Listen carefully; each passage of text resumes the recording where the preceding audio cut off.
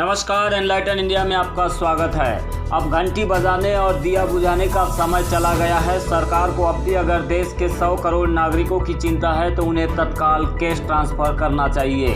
उक्ताशय के विचार एपीआई के राष्ट्रीय अध्यक्ष धीमान विजय मानकर ने एक सवाल के जवाब में साझा किए। दरअसल फेसबुक लाइव कार्यक्रम के दौरान किसी ने सवाल पूछा था कि कोरोना संकट के बीच ऐसे गरीब और असहाय जिनके पास राशन कार्ड नहीं, मनरेगा जॉब कार्ड नहीं, बैंक अकाउंट नहीं, रोज कमाते और खाते हैं, उनके लिए सरकार ने किस तरह के कदम उठाने चाहिए। इसी के जवाब में विजय मानकर ने नरेंद्र मोदी सरकार के 20 लाख करोड़ के पैकेज पर सवाल उठाए और वित्त मंत्री निर्मला सीतारमण की अर्थनीति पर सवाल दागे। उन्होंने इसके अलावा अंग्रेजी में पूछे गए एक सवाल का भी इकोनॉमिक जवाब देते हुए मोदी सरकार की कोरोना संकट काल की नीतियों पर करारा प्रहार किया है। देखिए यह रिपोर्ट। तेज कपूर जी पूछ रहे हैं, कोविड-19 कोरोना वायरस को लेकर लोग लॉकडाउन के कारण आम नागरिक, गरीब, असहाय जिनके पास राशन कार्ड नहीं है, लेबर कार्ड नहीं है, मनरेगा कार्ड नहीं है, बैंक खाता नहीं है और मजदूरी न मिल पाने की वजह से उनको खाने पीने की समस्या आ रही है, रोजमर्रा की चीजों की समस्या आ रही है। तो इसके लिए गवर्नमेंट ने किस तरह के कदम उठाना चाहिए था ताकि लोग इस अमान्य देखिए 90 करोड़ तो अकाउंट आइडेंटिफाइड है देश के अंदर में। फिर आपके 28.5 करोड़ जो परिवार लगभग अभी हो गए हैं, उनका भी जो है कहीं ना कहीं डेटा है भारत सरकार के पास में। अब किसी के पास में कोई भी कार्ड ना हो पर वो इंसान तो है, भारत के अंदर में है, तो हमको ये मानना चाहिए कि वो भारत का नागरिक है, भले उसके पास में कोई भी आइडेंटिफिकेशन ना हो।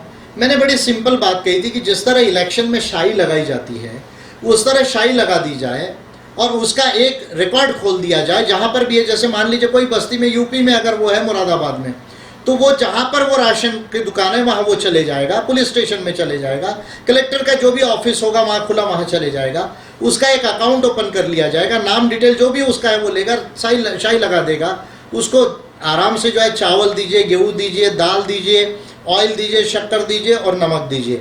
ये तो खाने पीने की इंपॉर्टेंट चीज़ हो गई। इसके साथ में जिनके अकाउंट्स बिल्कुल आइडेंटिफाइड हैं, जो सैलरीड क्लास नहीं है, जो 10 लाख से ऊपर जो है वो कमाता है, उनको छोड़कर बाकी जितने अकाउंट हैं उसमें जो है आपके अब 4-5 हज़ार रुपये जो है वो डालना चाहिए। मैं समझता हूँ अगर आपने 100 करोड़ लोगों को 4,000 रुपये भी दिया तो आपको 4 लाख करोड़ आएगा। तो मैं समझता हूँ 20 लाख करोड़ में आप अभी कह रहे ज़्यादा, भारत सरकार की लोन लो और फिर वापस करो। अरे भाई, अभी यहाँ प्रोडक्शन करने के लिए पैसा नहीं है, ऑलरेडी कर्जा हो गया जो जमा था, तो और लोन लेने की बात जो है भारत सरकार कह रही है। इसमें लोन कंपोनेंट अलग करना चाहिए था और डायरेक्ट कैश ट्रांसफर्स को अलग करना चाहिए था और फिर फूड सब्सिडीज़ और इस तरह की चीज़ों को अलग करना चाहिए था।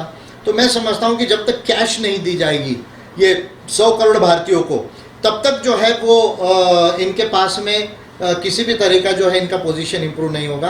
और ये बड़ी अमानवीय जो है वो नीति है। उस दिन सीतारमण जी का भी प्रेस कॉन्फ्रेंस हुआ, उन्होंने ये कहा, उनको पूछा गया कि आपकी सरकार ने डायरेक्ट कैश ट्रांसफ़र क्यों नहीं किए, तो हमारी फिनेंस मिनिस्टर ये कहती है कि भारत सरकार को मालूम ही नहीं कितने लोगों को कितना देना है। तो मैं समझ रहा हूँ कि सरकार जो है फिर ये तो भोंदू सरकार है। मैं तो बीजेपी को कह चुका हूँ कि ये जो है वो भोंदू जानता नहीं पार्टी है, इसका जो है वो इंटेलिजेंस नहीं है। बात तो मैं फिर पहले ही कह चुका हूँ। तो जिस सरकार को ये नहीं मालूम कि हमारे कितने लोग हैं और कितने गरीब है, कितने मार्जिनल इनकम के लोग हैं, उनके अकाउंट्स क्या है, तो ये सरकार 6 साल से क्या कर रही थी। तो मैं समझता हूँ कि ये टोटली मोदी गवर्नमेंट का फेलियर है। अब घंटी बजाने का समय चले गया, दिया जलाने का, बुझाने का जो है वो समय चले गया। अब मोदी गवर्नमेंट की घंटी बजाने का समय आया है और वो काम मैं अभी चालू किया है और उसको हम बड़े पैमाने पे करेंगे देश के। नरेंद्र डोंगरे जी पूछ रहे हैं, after lockdown, how the employment would be increased in irrespective states? What would state adopt the strategy? Oh, you see, after the lockdown, you see now you see what the data says that almost all 24% you see is the unemployment ratio. In almost all you see 12 crores to 14 crores of the Indian population is jobless now. But this scenario you see improve after you see the relaxations in the lockdown are you see in place.